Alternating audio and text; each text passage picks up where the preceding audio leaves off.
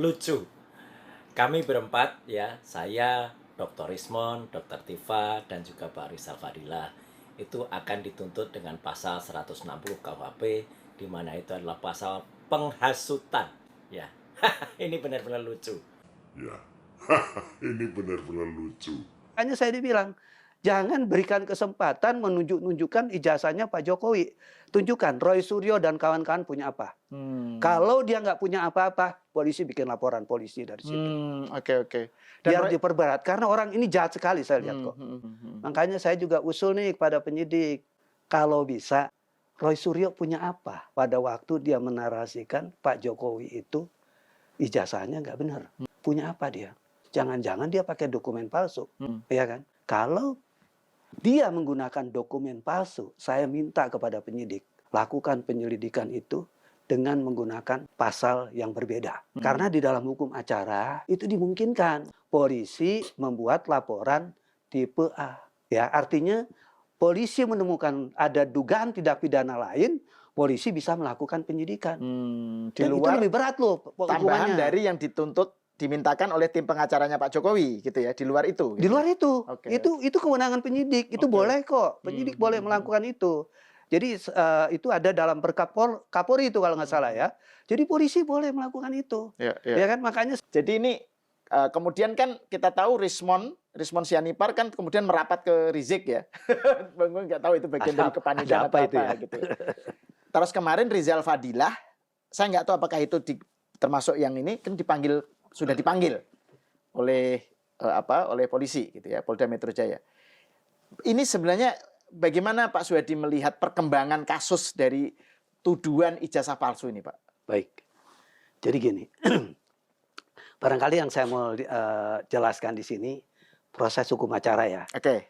Karena kan terkait sudah lapor, Ya. berarti Polda memproses kan. Yes. Apalagi yang dilapor ini bekas presiden. Dugaan saya polisi nggak main-main lah dalam persoalan ini gitu kan. Kalau saya dengar juga kemarin, ini mau dipercepat supaya lebih jelas ujung pangkal dari persoalan ini seperti apa. Ya. Nah jadi gini, berkaitan dengan masalah dengan adanya pihak yang tidak dilaporkan itu terus kemudian dipanggil, ya barangkali menurut hukum acara dia dijadiin saksi. Oh, ya, oke. jadi saksi nih. Dari saksi orang-orang yang dilaporkan. Si Rizal Fadilah itu ya? Ya, Bisa Rizal jadi dia Fadilah saksi. saksi, ya kan? Oke. Harusnya juga Pak Amin Rais dipanggil dong sebagai saksi. Ya. Ya. Dan orang-orang yang ada di barisan itu, 2-3 orang harusnya dipanggil sebagai saksi. Apa konteksnya? Konteksnya kan sama. Ya kan? Mengatakan ijazahnya Pak Jokowi dianggap palsu, dianggap nggak benar. Ditanya dong, dokumennya mana? Oke. Ya kan? Ya. Kan orang yang namanya menuduh harus membuktikan. Jadi ini sebetulnya Roy Suryo ini salah langkah gitu kan. Karena dia terlalu ambisi untuk bagaimana menjatuhkan Pak Jokowi sehingga dia lupa proses hukum yang harus dia lalui. Nah kan harusnya orang menuduh itu harus membuktikan. Nah makanya mungkin Fadilah, mungkin juga nanti saya berharap Pak Amin Rais juga dipanggil. Perlu itu menurut saya. Ya. Dalam konteks menanyakan sebagai orang-orang yang menuduh ini, kamu punya apa? Udah menuduh itu seperti ini, udah menuduh seperti ini itu punya apa? Buktinya apa? Kan gitu kan? Ya. Karena beban pembuktian itu sebetulnya bukan ada di tangan pelapor. Ada di tangannya terlapor atau orang yang dilaporkan. Itu beban pembuktiannya. Gitu. Nah, terus kemudian kalau nanti beban pembuktian yang membuktikan harus pelapor kan? Pelapor. Atau enggak, terlapor. Oke, terlapor dong. Ya. Kan saya dibilang tadi. Saya menuduh si X, ya kan? Kemarin dia itu nampar orang di jalan misalnya, ya. Atau katakanlah kemarin ngambil barang orang di jalan. Saya yang mengatakan seperti itu. Saya harus membuktikan dong, ya. Di mana ditamparnya, ya. Terus jam berapa dan lain sebagainya. Itu detail dalam hukum acara seperti itu, ya kan? Karena di dalam hukum pidana itu ada yang namanya tempos dan lokus. Tempos waktu kejadian. Lokus itu tempat kejadian perkara. Ini harus betul-betul dipunyai oleh pihak orang-orang yang yang menuduh-nuduh tadi, gitu loh. Kalau dia tidak bisa membuktikan, artinya ya orang-orang yang menuduh ini itu bisa dijerat dengan hukuman, gitu ya. Ya. Nah, oleh karena itu ya, saya berharap tadi teori yang saya sampaikan itu nggak salah. Kira-kira itu gambarannya. Oke.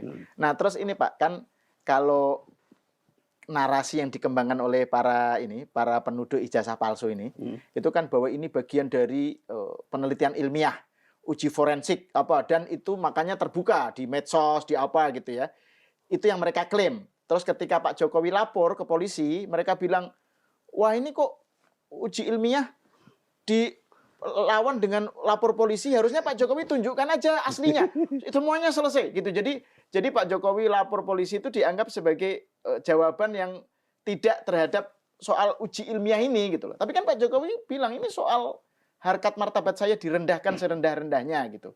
Jadi ini gimana Pak Suyadi melihatnya ini kalau soal klaim mereka tadi itu? Ya. Jadi gini, itu kan berkaitan dengan ijazah ya. Ijazah. Kok sampai dengan forensik, sampai dengan penelitian ilmiah. Itu menurut saya logikanya nggak jalan gitu ya. Karena kenapa? Yang namanya ijazah, selembar ijazah, itu kan pembuktiannya sederhana. Ya, ingat ya, ini UGM. Saya pernah bikin tulisan nih. UGM. Universitas negeri, bukan universitas swasta. Ya, jadi dia mempunyai otoritas besar di sana. Menentukan iya dan tidaknya seseorang itu punya ijazah, seseorang itu menjadi mahasiswa, punya otoritas. Kecuali swasta, ada Kopertis masih kan di sini kan, yang menjadi bagian kerja tim perguruan tinggi swasta gitu. Nah, kalau misalnya UGM sudah menyatakan ini sah, sebetulnya sudah selesai kok. Mau apa lagi yang dicari gitu loh, ya kan? Sampai ini fotonya begini. Saya kemarin juga jujur terbawa juga, hanyut juga, ya hanyut. Karena kan saya jujur, saya juga memang bekas pendukung beliau dari 2014, 2019 saya pendukung beliau. Ya. Saya yang pertama saya pernah perhatikan itu berkaitan dengan kok ada metre ya, gitu ya, di ijazah itu ya. Ya karena hasutan mereka ini kan, ya. Terus kemudian kok iya ya, kok nggak ada nomor ininya, nomor register di samping itu dan lain sebagainya gitu kan. Nah terus kemudian juga berkaitan foto ya kan, kok pakai kacamata ya, ada 3 persoalan itu. Sebetulnya dalam tulisan saya udah saya jelasin, sederhana untuk membuktikan bahwa benar dan tidaknya ijazah kepesertaan Pak Jokowi sebagai mahasiswa dan alumni UGM. Yaitu dari UGM sendiri kok. Kalau udah UGM mengatakan seperti itu, selesai. Nggak perlu lagi di forensik segala macam. Ya kan? Berarti orang yang menyatakan bahwa itu ijazahnya benar dikeluarkan UGM, berarti nggak dipercaya juga dong. Nah terus mau sampai kapan kalau seandainya ini terus narasinya dipanjang-panjangkan? Menurut saya jadi nggak benar gitu kan. Makanya saya juga usul nih kepada penyidik. Kalau bisa, Roy Suryo punya apa? Pada waktu dia menarasikan Pak Jokowi itu ijazahnya nggak benar. Punya apa dia? Jangan-jangan dia pakai dokumen palsu. Ya kan? Kalau dia menggunakan dokumen palsu, saya minta kepada penyidik, lakukan penyelidikan itu dengan menggunakan pasal yang berbeda. Karena di dalam hukum acara itu dimungkinkan. Ya, polisi membuat laporan tipe A. Ya, artinya polisi menemukan ada dugaan tindak pidana lain, polisi bisa melakukan penyidikan. Di Dan luar itu lebih berat loh tambahan hukumannya. dari yang dimintakan oleh tim pengacaranya Pak Jokowi gitu ya, di luar itu. Di luar itu. Itu kewenangan penyidik, itu boleh kok. Penyidik boleh melakukan itu. Jadi itu ada dalam Kapolri itu kalau nggak salah ya. Jadi polisi boleh melakukan itu. Ya kan, makanya saya dibilang jangan berikan kesempatan menunjukkan ijazahnya Pak Jokowi. Tunjukkan Roy Suryo dan kawan-kawan punya apa. Kalau dia nggak punya apa-apa, polisi bikin laporan polisi dari situ. Biar diperberat. Karena orang ini jahat sekali saya lihat kok. Dan Roy Suryo juga bikin klaim ini Pak. Dalam satu video saya bilang bahwa jadi data tentang CV-nya Pak Jokowi di KPU itu hilang. jadi ini kan melibatkan KPU juga, jadi bukan hanya UGM kan, melibatkan KPU katanya datanya hilang. Jadi nggak tahu gimana dia dapat cerita seperti itu gitu. Jadi tadi soal UGM sudah mensahkan ya sah gitu ya. Dan kan itu sudah melalui misalnya KPU sekarang kan sudah. Oke, aku jawab. Gini, katanya dia orang IT, ya kan? Emangnya kalau zaman sekarang data peserta pemilu itu disimpan di laci gitu. Hah? Kan enggak. Itu di-blast di media loh, ya kan? Ada di apa namanya di situsnya mereka kan. Iya kan? Emang bisa hilang? Kalau menurut saya susah loh hilangnya. Itu dokumen negara loh. Ya kan? Kalau memang itu dia, itu kan Roy Suryo bisa bahaya lagi. KPU bisa lapor polisi loh itu. Ya kan? Menuduh-nuduh seperti itu. Karena kenapa? Itu kan masuk dalam persepsi bahwa KPU menghilangkan alat bukti. Betul. Tindak pidana itu. Betul, betul. Ya kan? Dan kalau itu tindak pidana dan itu nggak benar, Roy Suryo kena loh. Makanya menurut saya udah banyak laporan aja. Agar dia selesai di dalam penjara juga gitu. Kita gerah liatin dia di luar. Aduh. Dulu stupa. Saya bikin tulisan itu berkaitan masalah stupa. Ya. Udah kena kan dia di situ kan. Cuma kenanya nggak banyak. Walaupun nggak banyak, dia itu residivis. Jadi kalau dia kena lagi di sini, Dengan hakim, kasus yang sama. iya gitu dengan ya. kasus yang sama, hakim boleh menambahkan loh. Jadi banyak nih kenanya nih. Ya, ya. Nah terkait soal tuntutannya Pak ini Pak, soal kemungkinan kenanya berapa ini ya. Ya. Ini kan tim pengacaranya Pak Jokowi kan menyatakan bahwa ada pasal-pasal yang dikaitkan lah dengan kasus ini kan soal KUHP pasal 300 berapa itu soal pencemaran nama baik. 160. Ya, pasal pencemaran nama baik atau apa gitu. Terus juga ada undang-undang ITE. Ya. Jadi ada dua hal itu. Jadi kalau menurut Pak Suhadi, jadi kalau dengan kasus yang ada sekarang 5 inisial tadi itu kira-kira gimana kenanya itu? Kan katanya juga ada juga yang bilang gini Pak, nanti mungkin Pak Suhadi bisa memberikan penjelasan lebih detail. Jadi kalau terbukti fitnah itu bukan hanya soal pencemaran nama baik, itu bisa dapat hukuman yang lebih berat gitu. Kalau terbukti bahwa para 5 orang ini atau pokoknya yang dijadikan sebagai sasaran tembak ini tidak bisa membuktikan, itu berarti fitnah kan? Fitnah itu hukumannya lebih berat gitu. Ya. Gimana ini Pak? Jadi 5 orang ini akan kena seperti apa? Makanya kan tadi saya udah bilang, jangan sembarangan juga polisi menunjuk-nunjukkan ya. Ya kita kan saya udah bilang tadi kan dalam hukum pidana itu jelas kok. Dia menuduh, dia harus membuktikan. Oke. Ya kan? Ya. Kalau dia nggak bisa membuktikan berarti dia kena fitnah. Seperti yang saya katakan tadi. Ya. Atau ya, kalau dia membawa-bawa dokumen yang nggak benar, ya, dia kena lagi. Oke.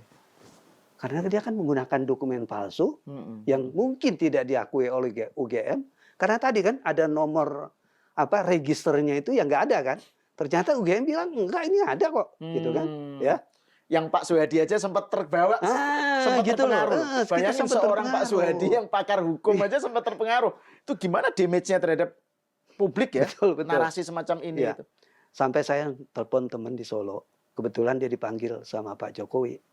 Saya tanya, Mas gimana? Dilihatin nggak ijazahnya? Lihat. Terus gimana? Oh ya, ijazah apa yang dilihatin? Semua Pak dilihatin. Dari SD, SMP, SMA, perguruan tinggi. Benar, itu ada ini. Oh benar semua, jelas. Saya baru, oh ya, artinya bisa dipertanggungjawabkan gitu ya.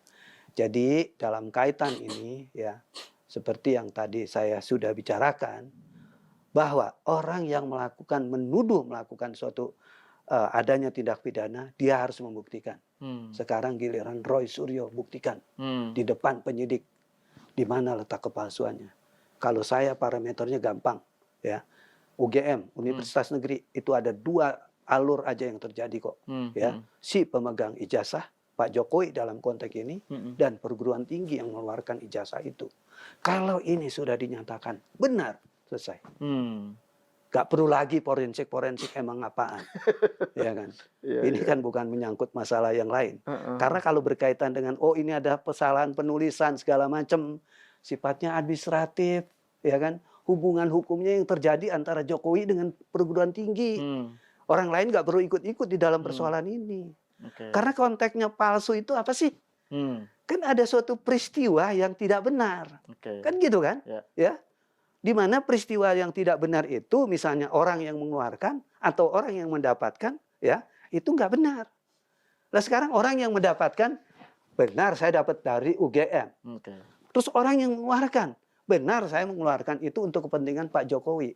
Selesai. Ya. Jadi nggak usah repot-repot gitu loh, ya kan? Ya. Ada ini, ya itu urusan administratif menurut saya. nggak ada hubungannya dengan Roy Suryo dalam kaitan ini.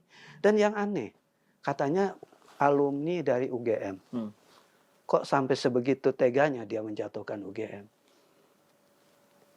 Harusnya kalau dia sebagai alumni, ngapain dia cuap-cuap dulu ke sana? Datangin dulu dong UGM. Kan parameter kerjanya harusnya ke sana dulu kan. Tanya dulu, Pak, saya mencurigai ini ada ijazah palsu gini. Boleh nggak aku lihat dokumen? Atau Pak, tolong dong, ya saya mau bersurat, keluarin dong surat, bener nggak Pak Jokowi ini lulusan dari sini? Bener nggak ijazahnya dan lain sebagainya? Kan harus seperti itu. Ini mereka kan ke UGM juga Pak, tapi menggeruduk demo. Iya, tujuannya apa gitu loh. Jadi kalau menurut saya, tujuan besar, mungkin ini tujuannya untuk 2029 gitu loh, ya kan? Karena dia melihat kan Pak Jokowi ini punya putra yang jadi wapres, ya kan? Mungkin ke sana. Tapi ya itu lupakanlah. Itu hanya menduga-duga saya aja. Tapi yang seperti yang saya tadi, hukumnya seperti itu.